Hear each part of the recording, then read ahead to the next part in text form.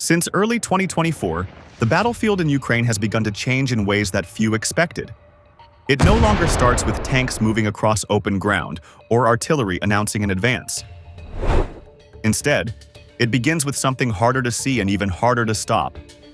A quiet signal in the air, a lens watching from above, and then, in a single moment, a strike that freezes a vehicle worth millions of dollars. What is happening here is not just the spread of new technology. It is a shift in how war is actually fought, one decision at a time. And most of it unfolds before anyone even realizes it has begun. If you want to understand where modern warfare is heading, stay with us on Military Force. Drones in Ukraine have moved far beyond their early role, and they now operate as a constant layer of firepower that exists across the entire battlefield at all times. In the first months of the war, these systems were mainly used to scout positions and guide artillery. But by early 2024, they had become something much more persistent, with operators keeping them in the air for long periods to watch movement, track targets, and wait for the right moment to strike. This continuous presence means that almost any vehicle or supply element that moves within range can be observed, and if needed, attacked within minutes, which creates a form of pressure that did not exist in earlier stages of the conflict.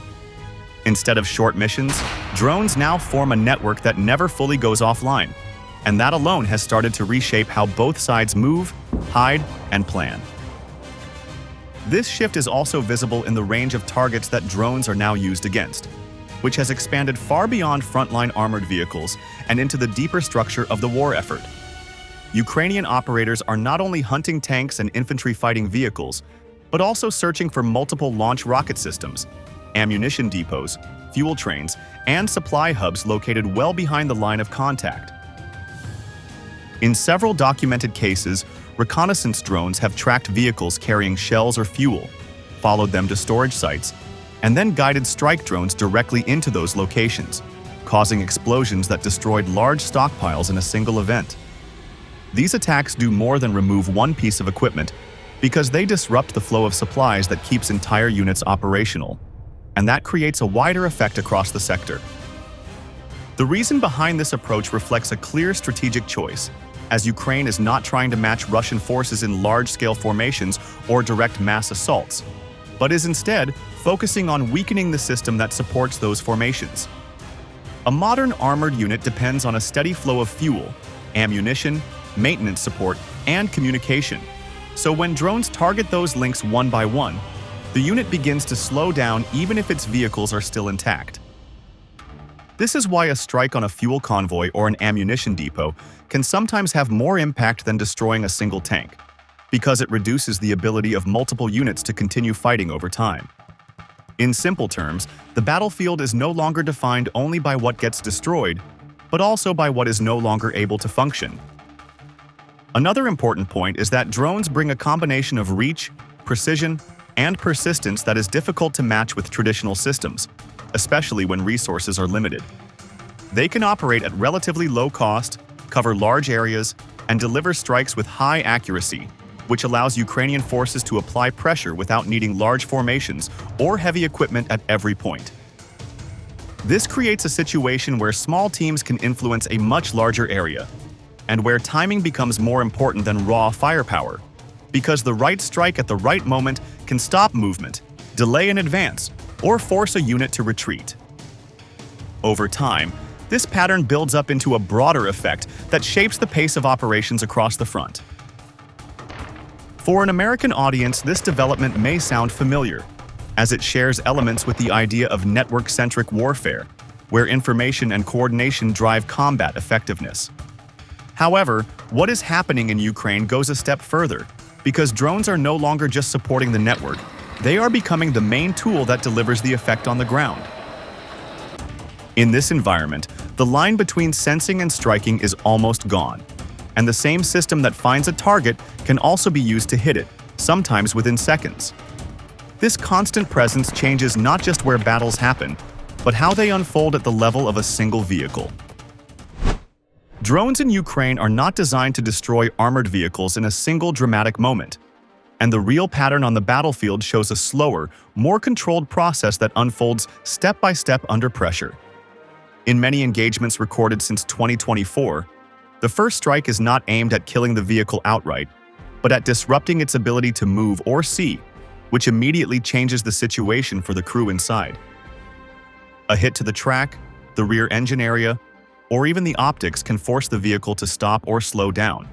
And once that happens, the balance shifts because a stationary target is far easier to track and attack again.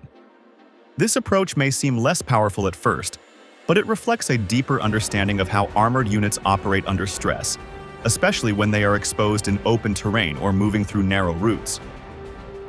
The typical sequence begins with that initial disruption, and it often creates confusion inside the vehicle because the crew cannot be sure what has been damaged or what is coming next.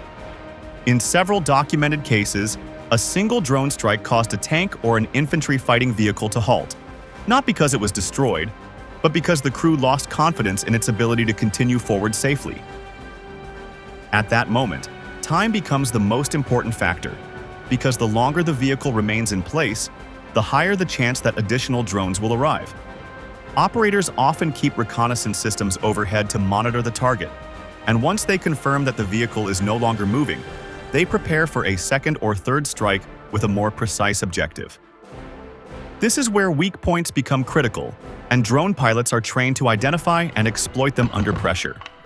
The hatch is one of the most vulnerable areas, especially if it is left open or not fully secured, because it provides a direct path into the interior where the crew and equipment are located. Ammunition storage is another key target, since even a small explosion in the right place can trigger a chain reaction that destroys the entire vehicle from the inside. Improvised armor, which is now common on many Russian vehicles, often creates new gaps and angles that did not exist before, and experienced operators learn to recognize these patterns through repeated missions. Instead of aiming for the strongest part of the armor, they adjust their approach to find the one point that is exposed. On the ground, this leads to a clear pattern that appears again and again, where vehicles are first stopped and only later destroyed after several attempts. It is not unusual for multiple drones to be used against a single target, especially when the vehicle has additional protection, or when electronic warfare interferes with control signals. In one sequence captured by reconnaissance footage, a vehicle survived the first impact and remained intact from the outside, but it was immobilized and later hit again in a more vulnerable area, which caused an internal explosion that burned it out completely. This shows that success is not measured by the first strike, but by the ability to maintain pressure until the target is no longer recoverable. The tactical meaning behind this method is important because it changes how we think about effectiveness in modern combat. Instead of relying on a single powerful hit, drone warfare focuses on repetition, timing, and adjustment, which allows operators to correct mistakes and improve accuracy with each attempt. This creates a form of control that extends over several minutes or even longer, where the outcome is shaped by a sequence of actions rather than one decisive moment. For viewers who are used to thinking about firepower in terms of size and impact, this can seem counterintuitive, but the data from the battlefield suggests that precision and placement now matter more than raw explosive force. In practical terms, a small warhead delivered to the right location can achieve results that once required much larger weapons, and this changes the cost and risk calculation for both sides. A drone that costs a fraction of a tank can disable or destroy it if used correctly, and even when the first attempt fails, the operator still has the option to try again with better information. Over time, this repeated pressure reduces the chances of survival for any vehicle that is exposed, especially if it cannot move quickly or hide effectively. But this method only works because the other side is constantly trying to adapt, and sometimes successfully. Russian forces have responded to the rise of drones with a wide range of countermeasures, and these changes have had a real impact on how engagements play out across the battlefield.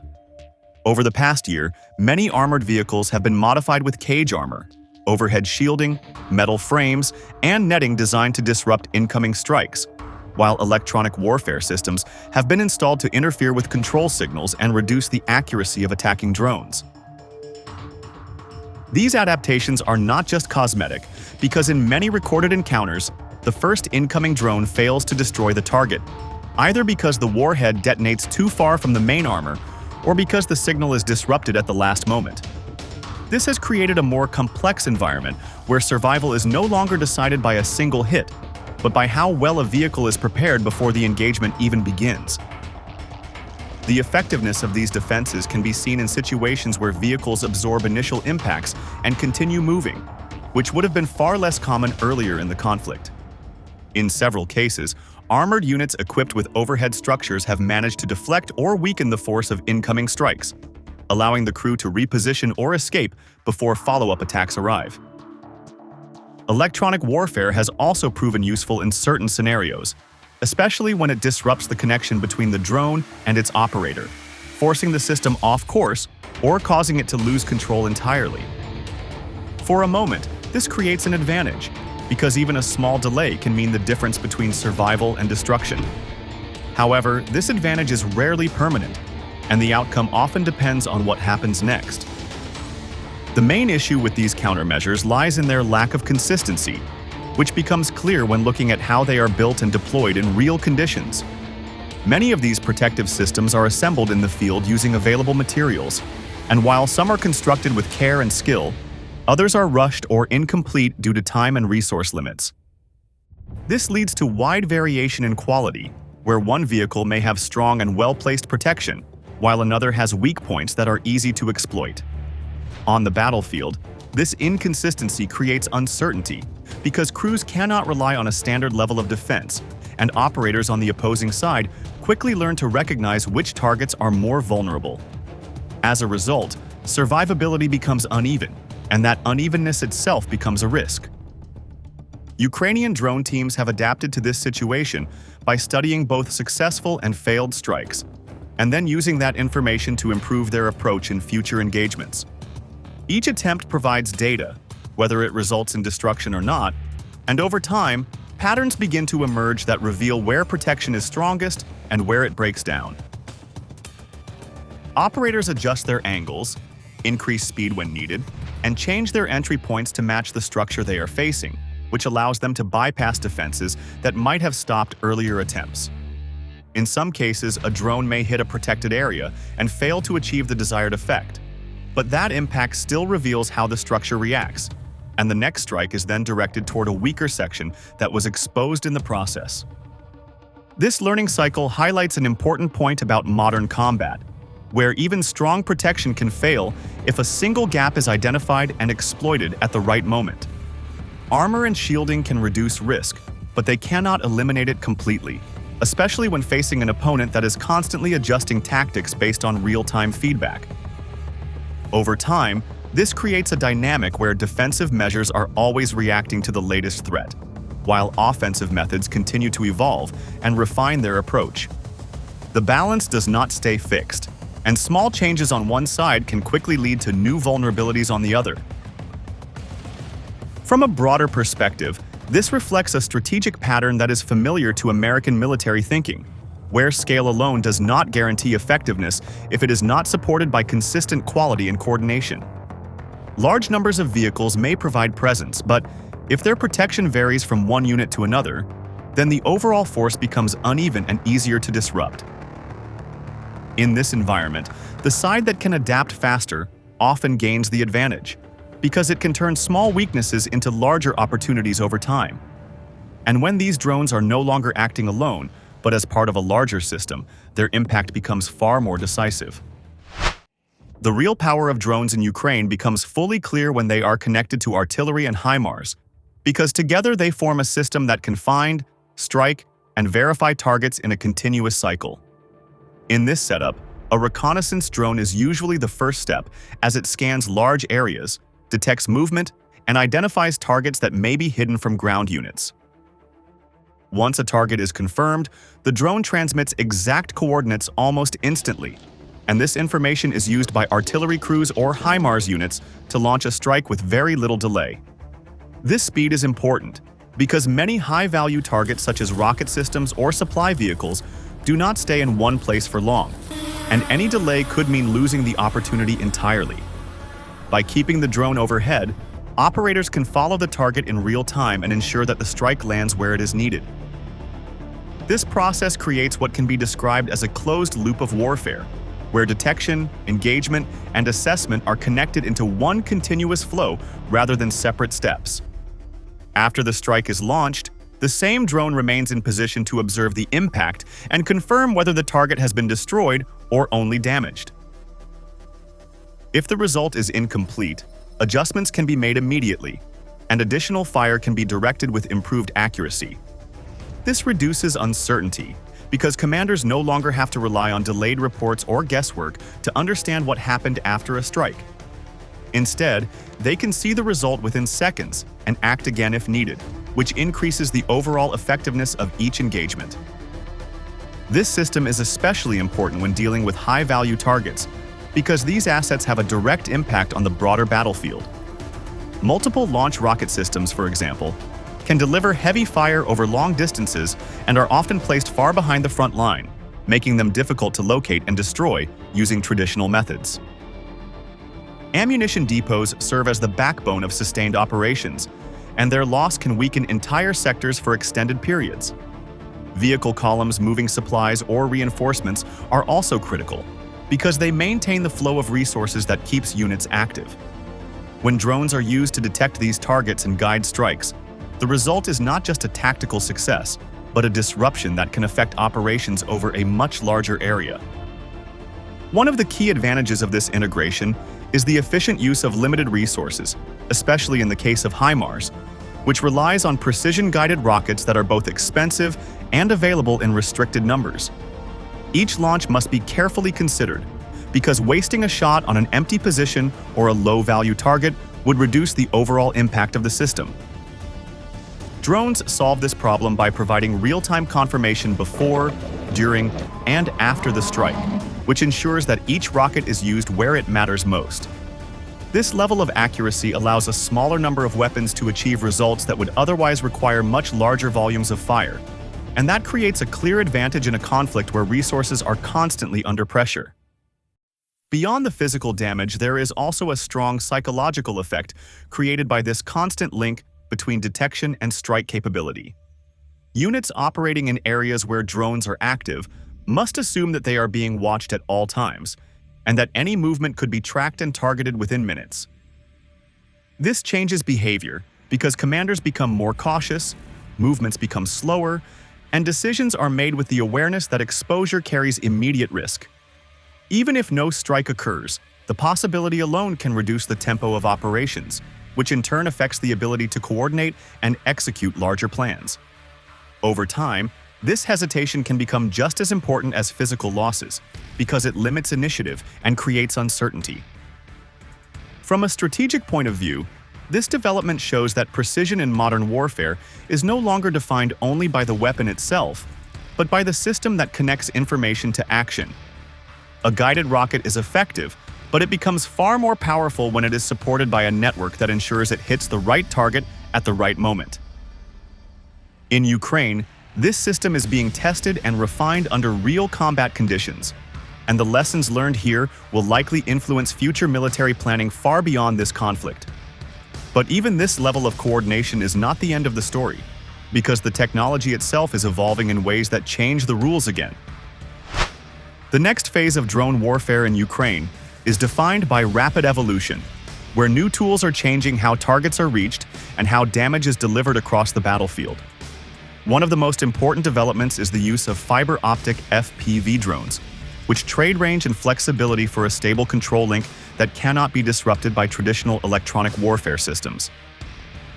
Instead of relying on radio signals, these drones transmit commands through a physical cable, which makes them almost immune to jamming and allows operators to maintain control even in heavily defended environments. This advantage becomes critical when attacking targets inside shelters, bunkers, or reinforced positions, where standard systems would lose signal before reaching the objective. In several recent cases, these drones have been able to fly directly into protected structures and strike vehicles that were previously considered safe from aerial attack. At the same time, bomber drones continue to play a separate but equally important role, especially in situations where a single strike is not enough to achieve the desired result. Unlike FPV systems, which are often used once, these platforms can return, reload, and operate again, which makes them more efficient over longer engagements. They are capable of carrying multiple munitions and adjusting each drop based on real-time observation, which allows operators to refine their aim and increase effectiveness with each attempt. This makes them particularly useful against hardened targets that require repeated hits, such as heavily protected armored vehicles or positions that are difficult to access. In practical terms, this creates a balance between speed and endurance, where different types of drones are chosen based on the nature of the target. However, the most significant shift is not just about new technology, but about where these systems are being directed, because the focus has increasingly moved toward logistics rather than frontline units alone. Fuel, ammunition, and supply chains have become primary targets, and this reflects a deeper understanding of how modern warfare functions over time. When a fuel convoy is destroyed, the immediate loss is only part of the impact, because vehicles that depend on that fuel cannot move, and operations begin to slow across the entire area. When an ammunition depot is hit, artillery units lose the ability to sustain fire, which reduces pressure on opposing forces and changes the balance of the fight. In one example, a fuel train was destroyed deep behind the front, and the result was not just a large explosion, but a delay in operations that lasted for several days. This approach highlights a key insight, which is that relatively low-cost systems can produce effects that are much larger than their size would suggest. Instead of focusing only on visible targets, drone operators are now aiming at the systems that keep those targets active, and this creates a broader form of disruption that extends beyond a single engagement. For American observers, this aligns with long-standing military thinking, where logistics determines the pace and outcome of operations. But the method being used here is far more flexible and accessible than traditional approaches. In this new environment, disruption can be just as powerful as destruction, because stopping movement and limiting supply can shape the battlefield without needing to eliminate every unit directly. Taken together, these developments reveal something larger than individual tactics. What we are seeing now is not a single tactic, but a complete system that is reshaping the battlefield step by step. And recent events show this shift clearly as drone operations moved from simple strikes to coordinated campaigns that target armor, artillery, and supply lines at the same time. Over the past year, Ukrainian forces have used this system to slow advances, destroy key assets, and force Russian units to operate under constant pressure, which reduces their speed and increases their risk with every movement. Even when vehicles survive initial contact, follow-up actions and supply losses often leave them unable to continue, and this creates a growing imbalance that is hard to recover from in the middle of active operations. This pattern shows that success is no longer about size alone, but about how quickly a force can adjust and respond. If you want to stay updated on how this continues to unfold, subscribe to Military Force and follow the story as it develops.